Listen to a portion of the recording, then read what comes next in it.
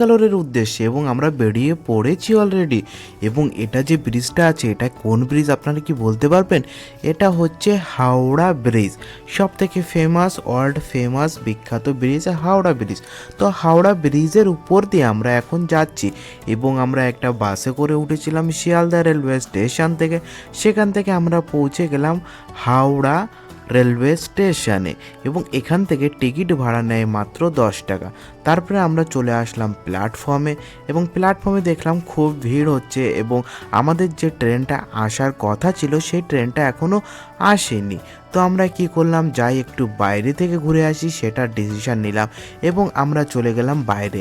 এটা একটা অন্য ট্রেন, এর 1 ঘন্টা পরে এই লাইনে আমাদের যে ট্রেনটা আছে সেই ট্রেনটি আসবে, ব্যাঙ্গালোর এক্সপ্রেস। তো আমরা চলে আসলাম এখানে গঙ্গার ধারে স্নান দেখতে। তো এখানে গঙ্গা পাড়ে আসার সঙ্গে সঙ্গে হাওড়া ব্রিজটাকে দেখতে পেলাম এবং হাওড়া ব্রিজের যে দৃশ্যটা আছে খুবই অপরূপ লাগছিল এবং তখন হালকা হালকা ঠান্ডাও পড়েছিল।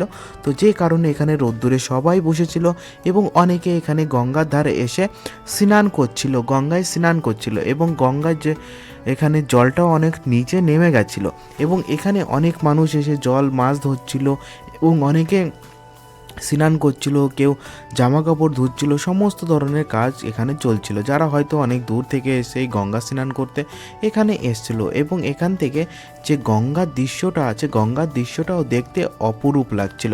ওটা হচ্ছে ফেরিঘাট। ওই ফেরিঘাটের মাধ্যমে আপনি গঙ্গার এপার থেকে ওপারে যেতে পারবেন নৌকায় করে, যেটাকে নৌকা বা স্টিম ইঞ্জিনে করে আপনি যেতে পারবেন এই পার থেকে ওই পারে। এবং এখানে একটি লোক শুয়েও আছে, অলরেডি রোদ্দুর পোয়াতে পোয়াতে তার ঘুম পেয়ে গেছিল, সে এখানে দেখলাম শুয়ে পড়েছিল। এবং এখান থেকে হাওড়া ব্রিজের দৃশ্যটাও দেখতে খুব সুন্দর লাগছিল আর কি। সরি, অসুন্দর বলাতে আমি খুবই দুঃখিত। তারপরে আমরা চলে আসলাম আমাদের রেলওয়ে স্টেশনে এবং দেখলাম আমাদের ট্রেনটি চলে এসেছে, কারণ ওখানে অনেক সময় বসেছিলাম। তারপরে এসে আমরা ট্রেনে উঠে পড়লাম, কারণ ট্রেনে ভিডিওটি না বানাতে পারার জন্য।